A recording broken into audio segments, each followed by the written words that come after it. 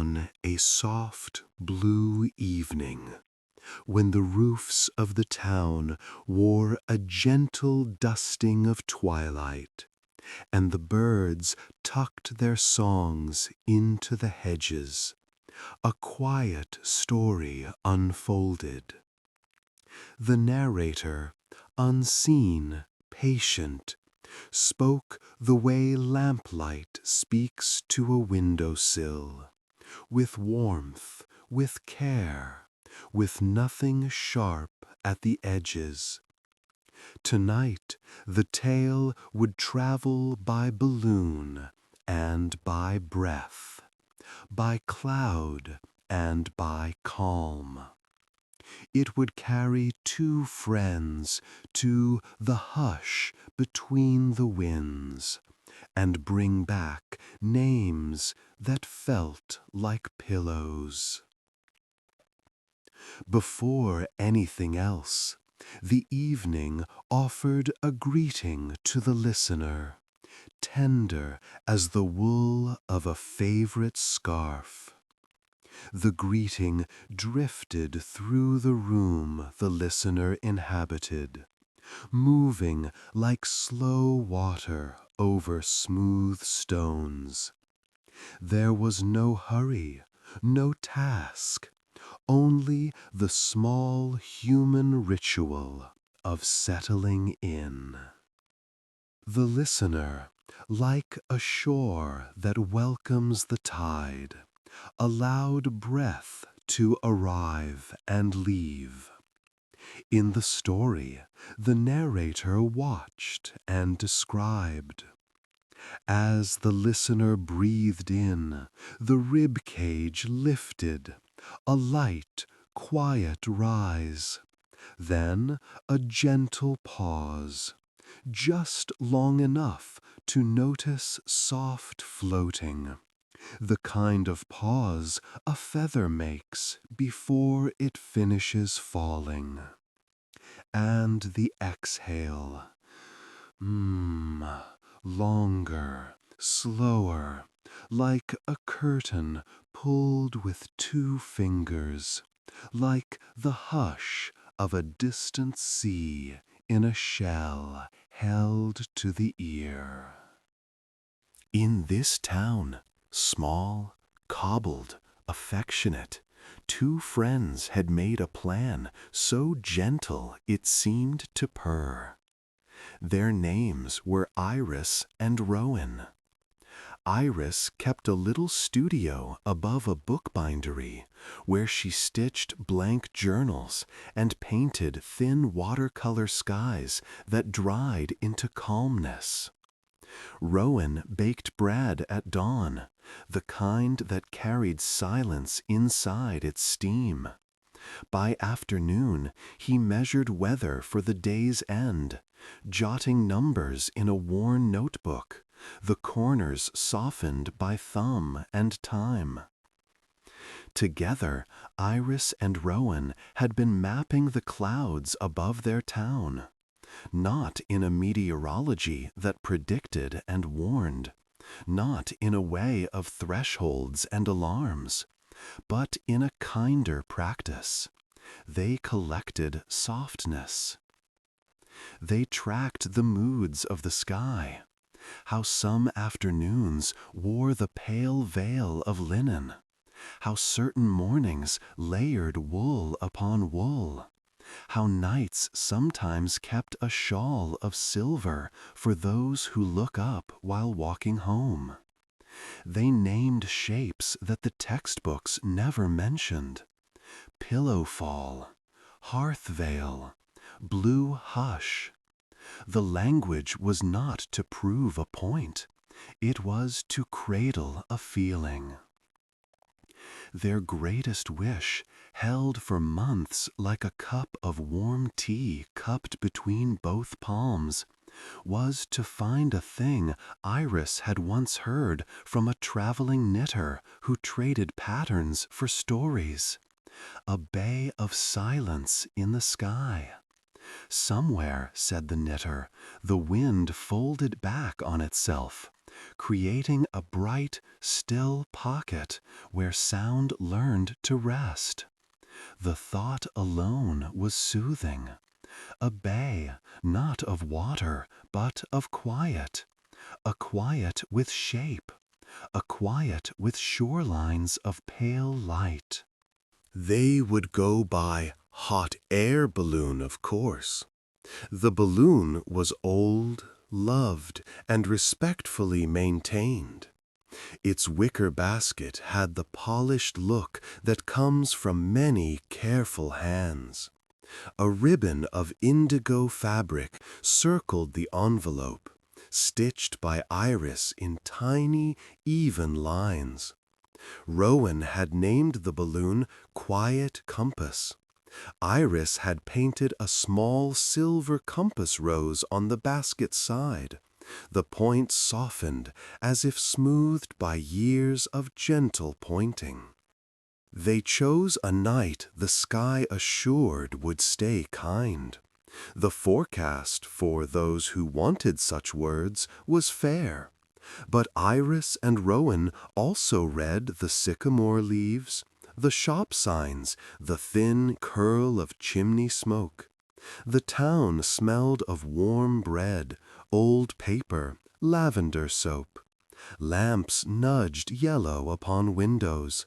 A cat blinked from a doorstep and went on with its moonlit business, tail like a soft question mark. Before the ropes were loosed, Iris poured water into a small kettle on a camp stove and set 2 enamel mugs beside a jar of honey. It made a quiet clink, as if to say yes. The friends wrapped shawls around their shoulders. They did not speak much. In their friendship, silence was not emptiness, but a bridge. They made lists by looking, maps, pencils, charcoal, the small barometer, a packet of blank labels, soft cloths for wiping dew, a spool of twine, a bit of crumbly cheese, a crust of bread, and a tiny tin with dried peach slices. Each item lay where it belonged, a hush of readiness. The burner whispered to life, not a roar, never that. It breathed, a low blue sigh, steady, tender. The envelope rounded, filling like a chest that has remembered how to soften. Ropes creaked politely. The night lifted its hem to watch. As the friends moved about their preparations, the narrator noticed the listener's breath again, faithful as a tide. The listener's jaw softened, the tongue resting, the tiny muscles behind the ears unclenching, the neck finding a kinder curve against the pillow. Another easy breath in, as if drawing in the faint sweetness of honey steam. A longer breath out, like a small cloud learning to become rain, quietly, somewhere far away. Rowan studied the sky with eyes that had learned the grammar of haze and edge. There, he said softly, because in this town and in this story, speech did not need to shout.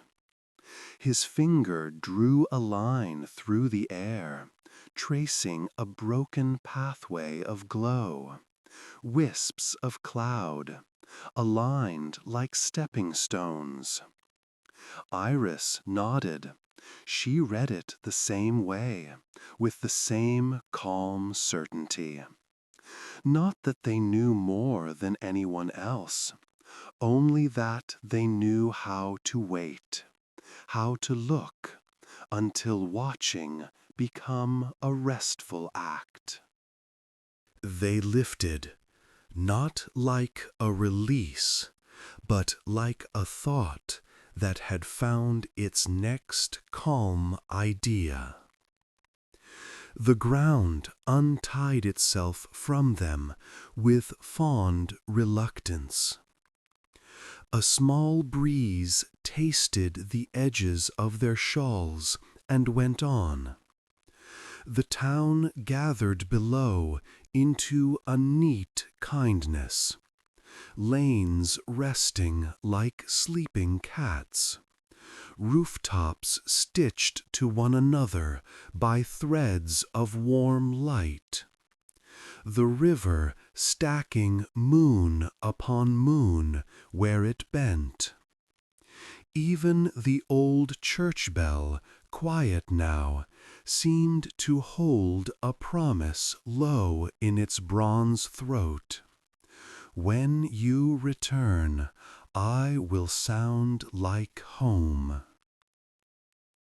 Iris opened their main journal, its paper thick, its marbled end papers a wash of pale blues.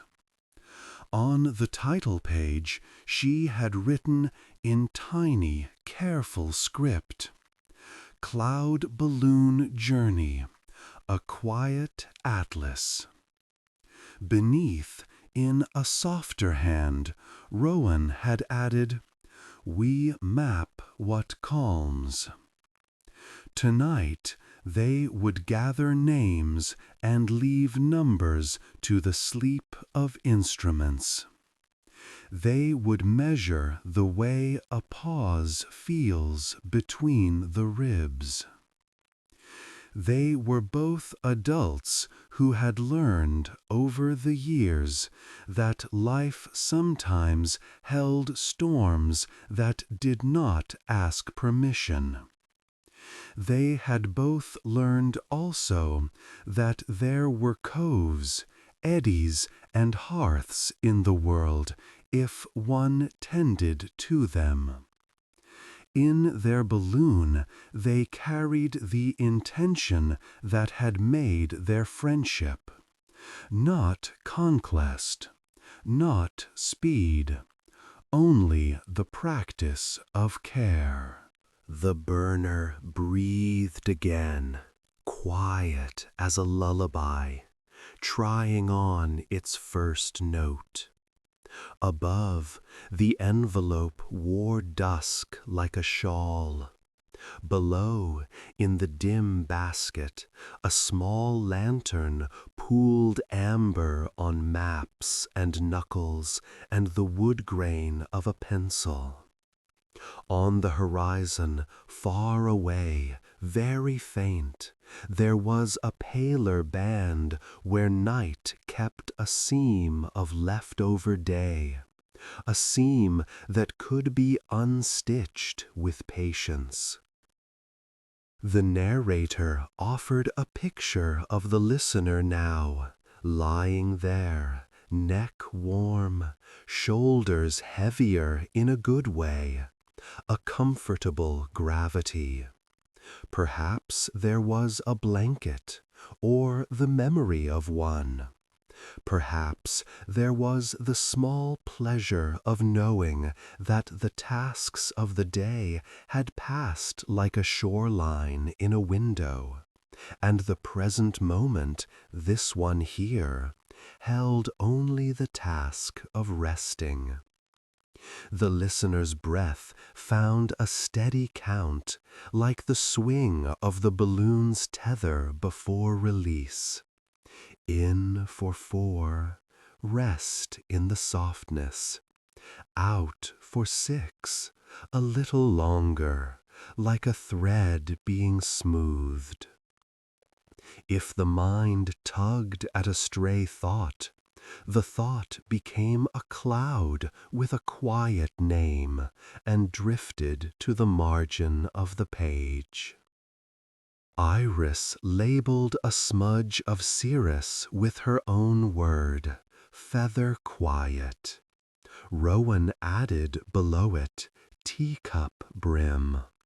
They both smiled the way people smile when there is nothing to prove. Above them, the night showed a narrow curve of moon, fine as the crease in a folded letter. The stars were not sharp. They were kindly, softened by a faint haze, and even the brightest star dimmed itself a little, as if not to startle anyone trying to sleep.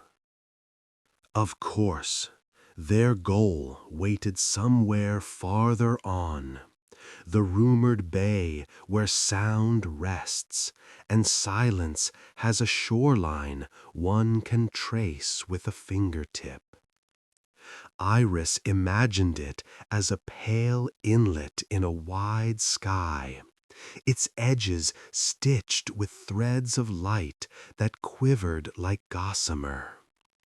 Rowan imagined it as a sandbar of stillness, a place where wind put down its tools and leaned on an elbow to watch. For the moment, though, the friends simply drifted above their town, letting their bodies learn the rhythm of a float. Shh, hush.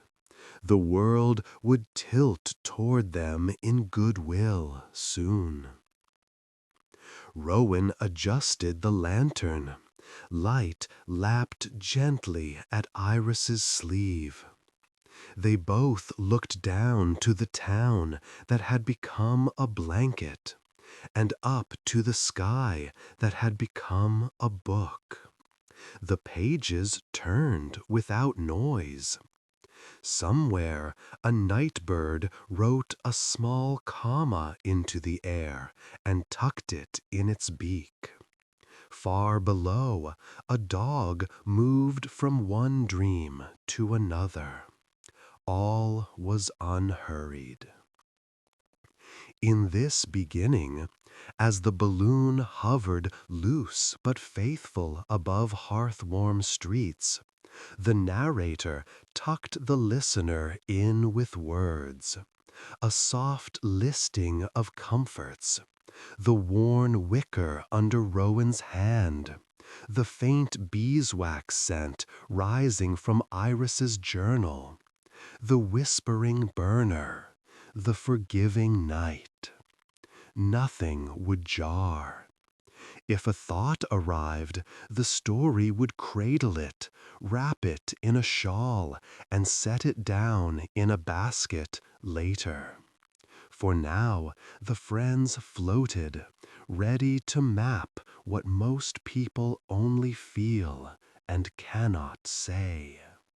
The quiet compass turned its gentle face to the sky's wide avenues. The town sighed, and the river rearranged its silver. Iris closed her eyes for a breath and reopened them to a world that had become even kinder. Rowan nodded to no one, to the night, to the listener, and the balloon, breathed into calm, began its soft ascent toward the unspoken bay. The night received them with a kindness that could be measured only by the way shoulders softened. The quiet compass drifted past the last familiar chimneys and moved into the wide, slow lanes of sky, where clouds traveled like thoughtful caravans. The burner gave a brief blue hush, then fell silent again, The balloon rose by habit now, buoyed as much by intention as by warmed air. Iris and Rowan eased into their watch. Rowan steadied the basket with one hand and pointed with the other, not to command the direction, but to greet it. "There," he breathed, "the linen drift." Iris followed his gaze.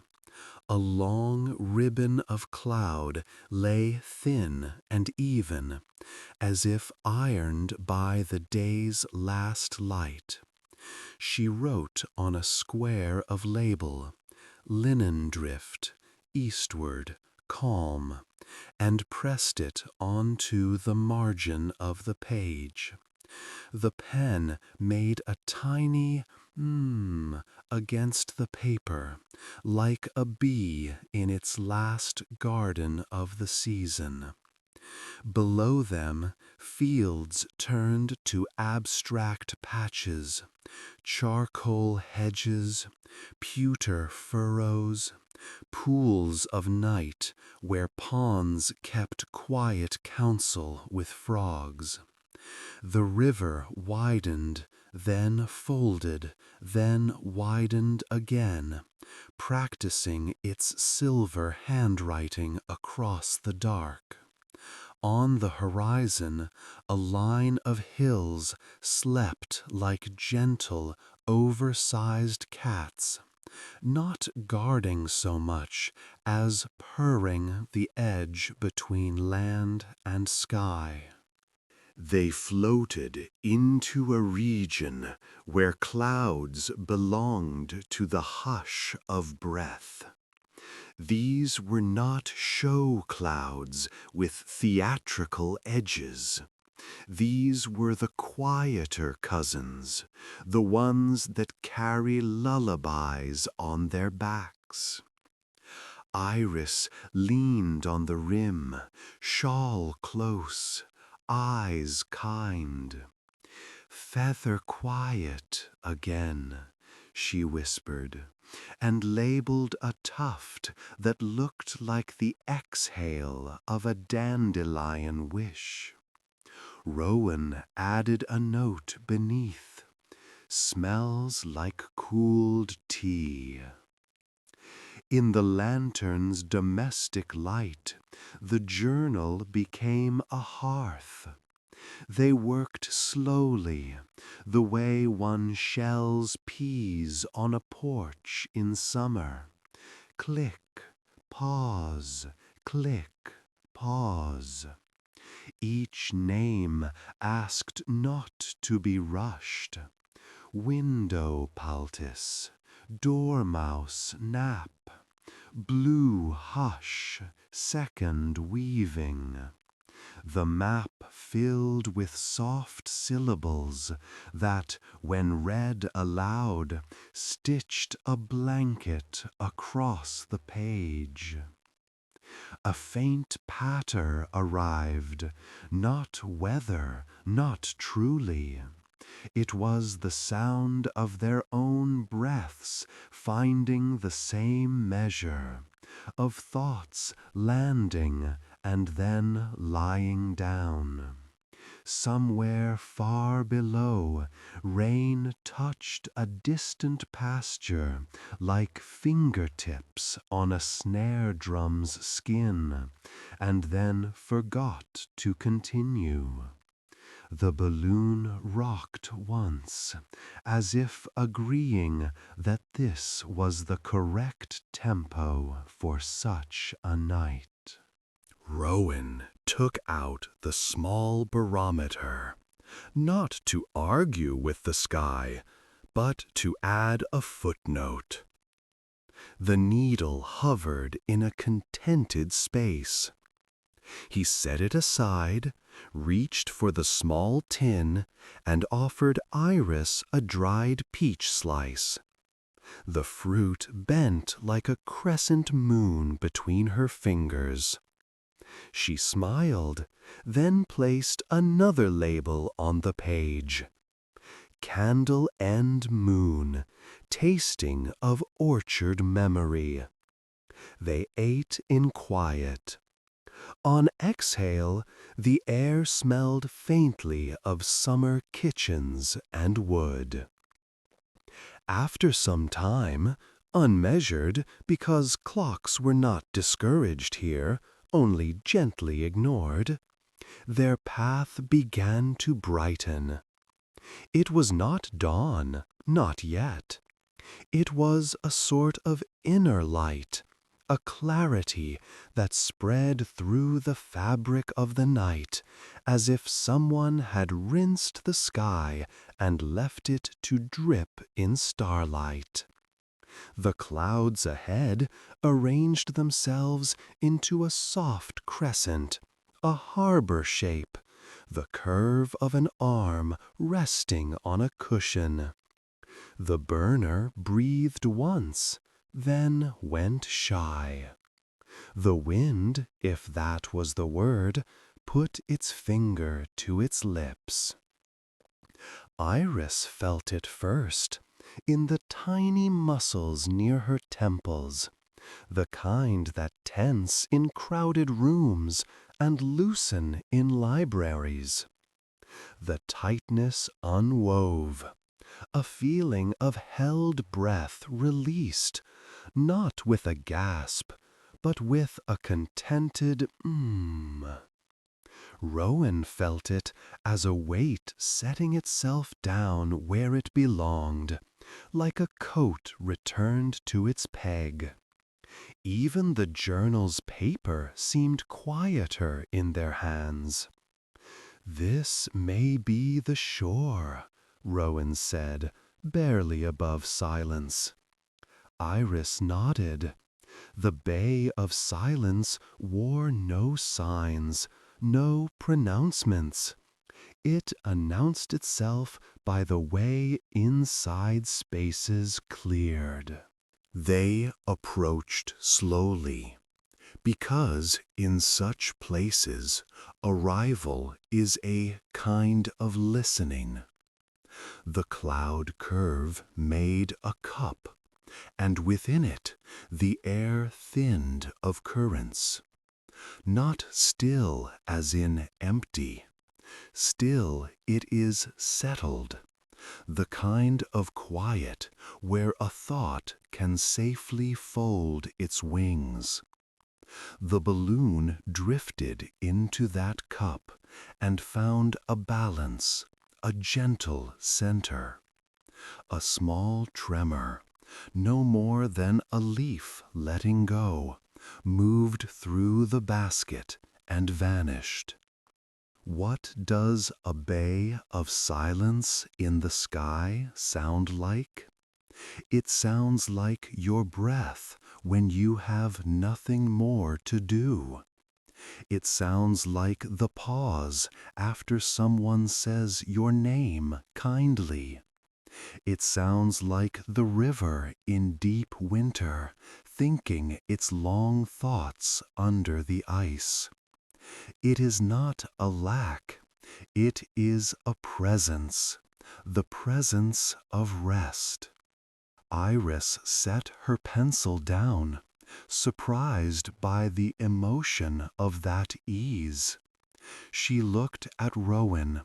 He looked back with the expression of someone who had found a room he had always wanted to live in. They did not speak, not out of reverence exactly, but because speech would have been like opening a window in a room already perfectly aired. The balloon hovered. The flame stayed low. Only a blue bead now and then, like a heartbeat that knew it could relax. The journal lay open to a blank spread. Iris wrote slowly, each letter a step into softness, the bay of silence, first entering. She paused to breathe, the way one does to enjoy the scent of a loved sweater after it has been on the line in sunlight. In light and even, out longer, like a path sloping homeward. Rowan reached into the satchel and took out the small spool of twine and a handful of tiny tags. Instead of tying them to anything, they began to lay them on the page, letting names arrive in their own time.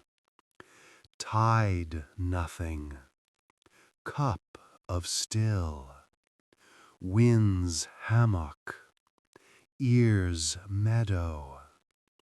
The tags made a soft shuffle that belonged to the place, a hand of cards being considered, not for winning, but for their patterns and gentle suits. They listened for a while to the way nothing jostled them. In that listening, memories stood up, stretched, and lay down again without asking to be told. Iris thought of her studio, of the way paper edges align under her palm. Rowan thought of dough, of how it swells quietly, as if remembering rain. Each remembered thing was held for a moment, then placed back on the shelf. At the bay's heart, the clouds grew translucent, a milk glass thinness. Through them, stars glowed like distant village windows seen from a hill road. The sky's color was the inside of a seashell, pearl with lavender's last idea. Iris noticed that her hearing changed in this place. Small sounds carried a friendly self-awareness, like a creek listening to itself. The tiny tap of a pencil against the page felt like two neighbors waving across a shared fence, and then leaving each other to their evening. They made a practice of silence. Rowan paced his breath with the slow lift and fall of the envelope. Iris counted the beats between the burner's blue sighs. In the counting, their own lifetimes with all their days seemed to soften. Sharp corners blurred. Questions that had demanded answers simply found chairs, sat down, and let the night pass its hand over their hair. When they had mapped the edges, by feeling alone, because here measuring tools felt too clever, they drew a soft crescent on the page and shaded it with the side of the pencil, the way a shadow falls behind a teacup. Within the crescent, Iris wrote the words they had gathered, like shells arranged on a sill. Rowan added a small legend in the corner. Silence here is not emptiness. It is full of rested sound. They stayed until a change, small but enough, touched the outer clouds. The kind of change that means dawn is washing its face somewhere beyond the hills. The bay did not close. Bays do not close. It simply grew more transparent, like a thought preparing to become a memory without leaving.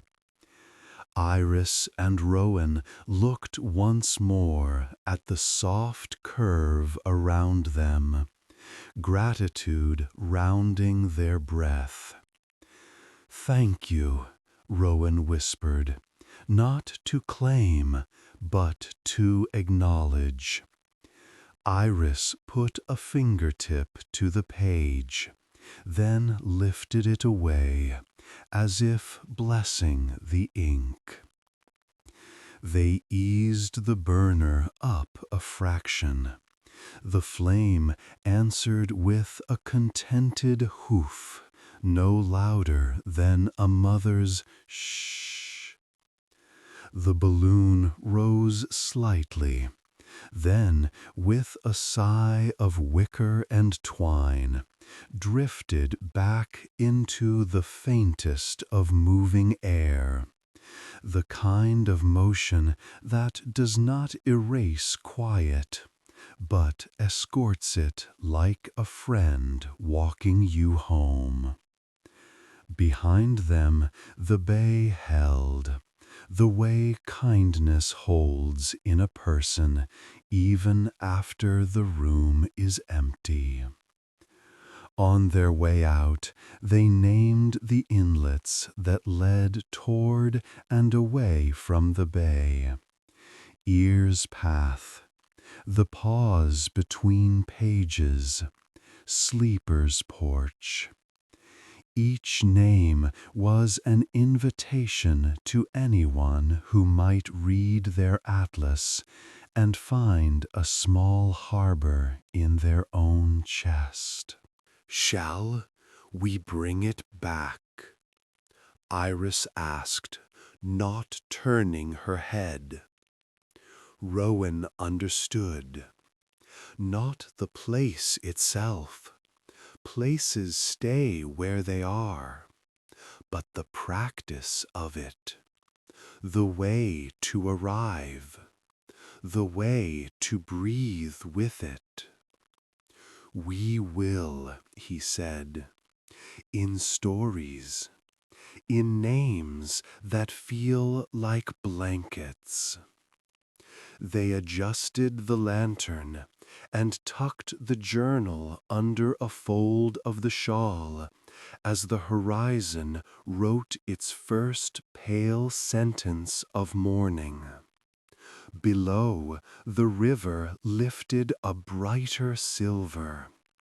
Far ahead, the town waited in its own kind patience, mugs ready, chairs pulled up to windows.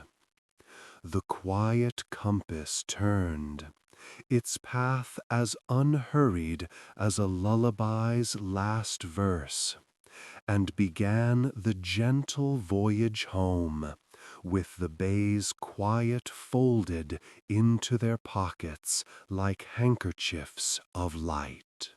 Morning did not hurry. It unrolled like a ribbon from a careful spool.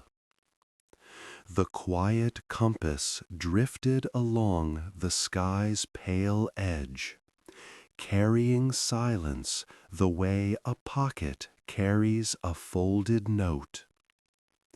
Iris and Rowan watched the world receive light in small, kind portions. The hills wore a blush of pearl. The river practiced new handwriting, silver turning to mother of pearl, then to a soft brushed gold. Birds tried a quiet syllable or two, and then, as if remembering the promise of gentleness, settled back into hush. The two friends did not speak much. Words had already been placed where they belonged, in the journal, in the tender ledger of the heart. Rowan checked the ropes, his fingers moving with that easy competence that grows from doing a thing with love. Iris closed her eyes and visited the bay once more inside herself. It was still there, unchanged by distance, a curved room where thoughts could set down their bags and rest. Far below, the town yawned awake without noise. Curtains lifted like eyelids.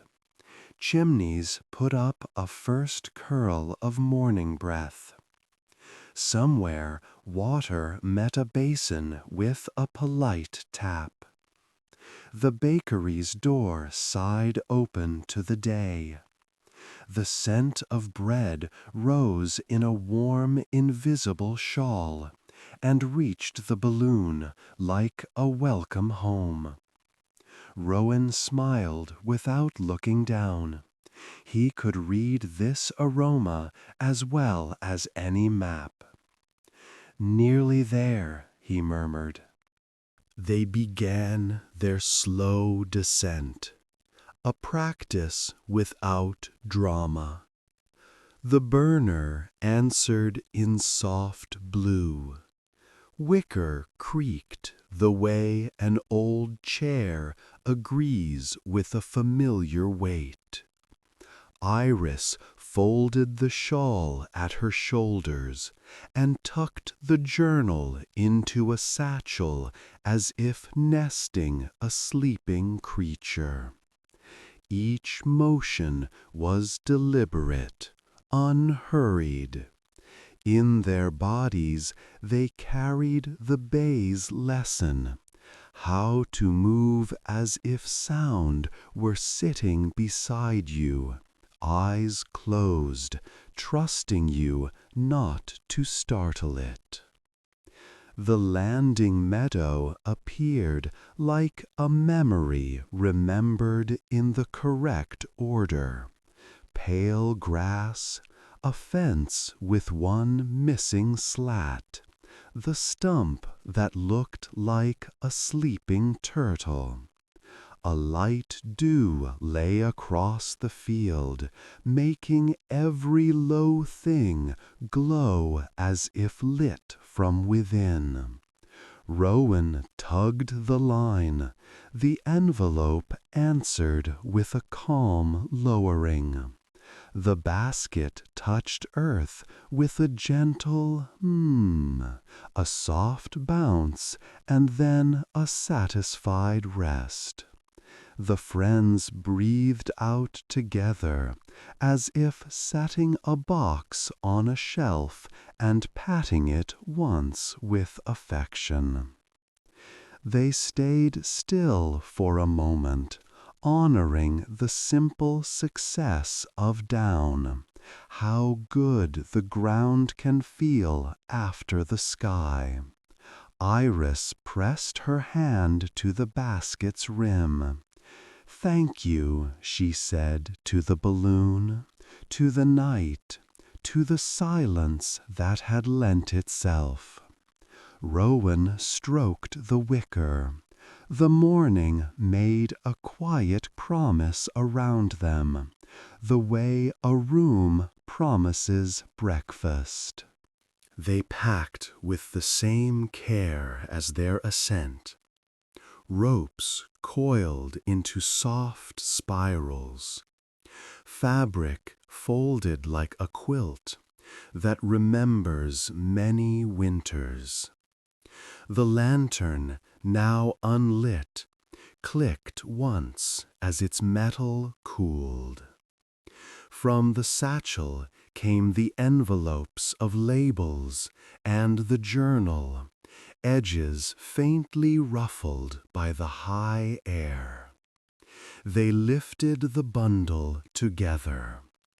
With every small task, their minds loosened their hold on plans and lists, and let the day decide how large it needed to be. A cart arrived from town, its wheels whispering on the lane. The cart's pony snorted a friendly puff into the cool. No crowd waited, only the kind of welcome that wears work clothes. The bookbinder waved, the baker lifted a flour-dusted hand. A lamplighter on his way to bed tipped his cap. Iris and Rowan climbed onto the cart, set the balloon's gear by their feet, and rolled toward home at a pace suited to stories that do not need to prove themselves. In the square, morning placed its palms on the cobbles and warmed them a little at a time. The fountain coughed softly and then remembered its flow. The cat from last night unscrolled itself on the bakery step. Rowan opened the shop door.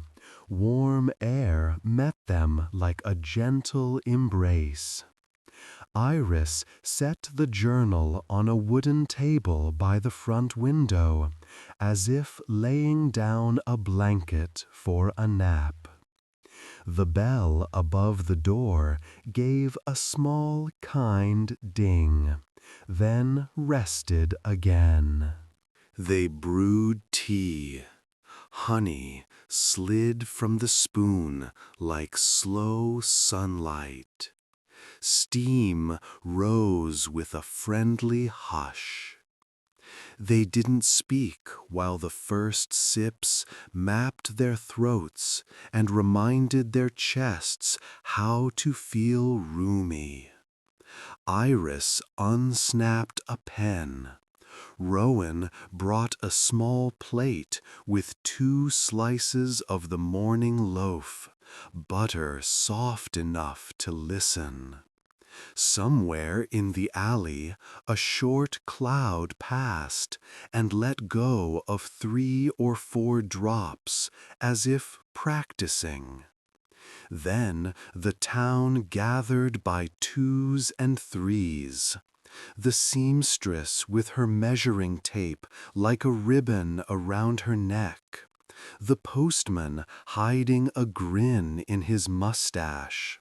The librarian whose pockets always held pencil stubs and peppermint. No one pushed or leaned. They stood the way one stands near a sleeping child, close enough to share, far enough to keep sleep safe. Iris opened the journal. The paper made a gentle breath as the pages turned. She named what they had found, not pronouncements, offerings.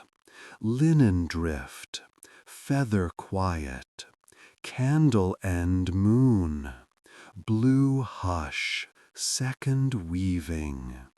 The words settled in the room like small birds landing and tucking their wings.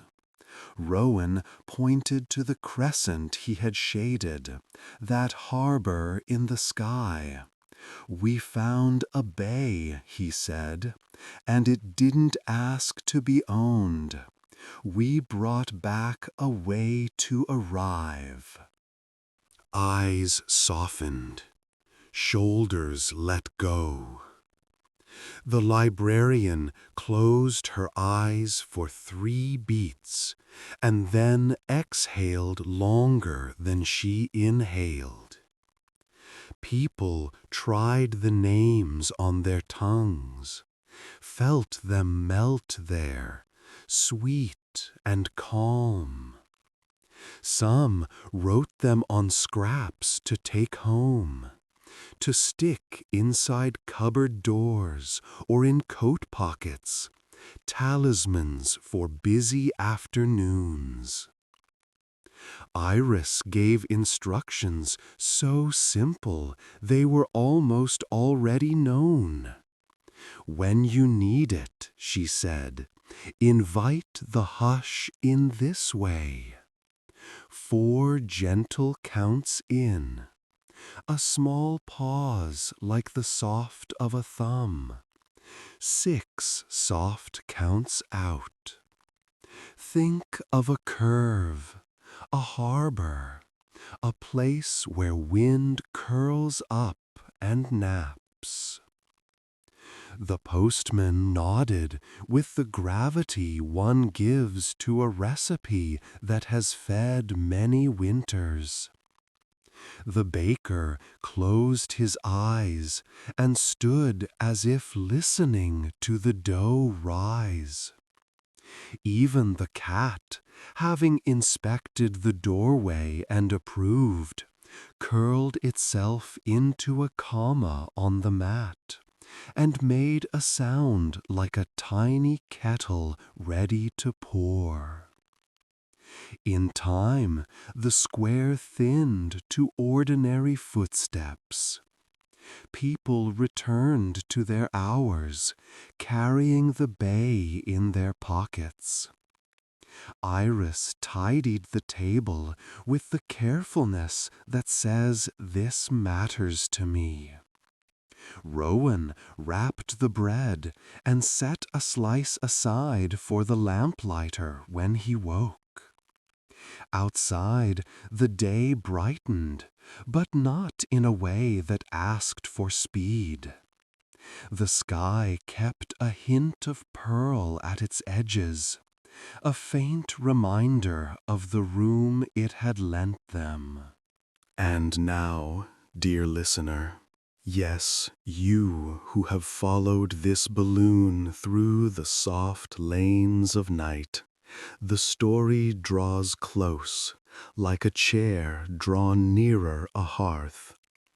It is time to settle your own body, as Iris settled the journal, as the basket settled into the meadow's quiet. Let the pillow receive your head the way grass receives dew. Let your jaw slacken just a little. Let the tongue rest as if placed on a folded napkin. We will breathe together, one last map to the bay that waits inside you. In and 2, 3, 4, light as a ribbon lifting. Hold, only the size of a blink, a kind pause. Out, and 2, 3, 4, 5, 6. Longer, like a path sloping toward home. Again, in, 2, 3, 4, and out, 2, 3, 4, 5, 6. If thoughts rise like little birds, let them land on the fence and tuck their heads under their wings. Shh, hush. Picture the crescent they found, a curved room of calm, edges stitched with pale light. Place it behind your ribs, a harbor the size of your palm. Each exhale is a tide moving away from noise. Each inhale is a tide returning with a bright shell and laying it at your feet. If a worry arrives, it becomes a label in Iris's hand, neatly written and set to the side. If a list taps you on the shoulder, it finds Rowan's quiet nod and dozes on the bakery bench until morning. The room around you softens at the corners. The sounds you hear come from far down a gentle hall, murmurs turning into hush. The air has the weight and temperature of a friendly blanket. Your limbs feel placed exactly where they belong. The world, tireless and kind, agrees to keep moving while you do not. The story takes off its shoes and moves on the soft parts of its feet. Somewhere the balloon is folded. Somewhere the journal rests with its ribbon marking the page where the bay is drawn. Somewhere the town sips tea and speaks more softly than the day before. And here, where you are, breath lays down a calm path. In, 2, 3, 4. Out, 2, 3, 4, 5, 6. Rest. Soon sleep will arrive like a cart rolling down a lane. Steady wheels, a patient pony. You need not climb aboard. It comes to you and lowers a hand. You step into it without moving. The square grows quiet. The fountain keeps its steady voice, and the cat on the mat is already dreaming of a blanket. Let your eyes float closed like envelopes sealed with a kiss of wax. Let your mouth find a small, kind curve. Let the last words slip away and become the sound of quiet bread cooling on a rack. The soft of wicker remembering a meadow. The polite ding of a bell that will not ring again tonight. You are floated now. You are held. Sleep gathers at the edges and folds over you like cloud. Linen soft, feather light, blue hush, second weaving. You reach the bay without moving. Its shore is your breath. Its light is your rest.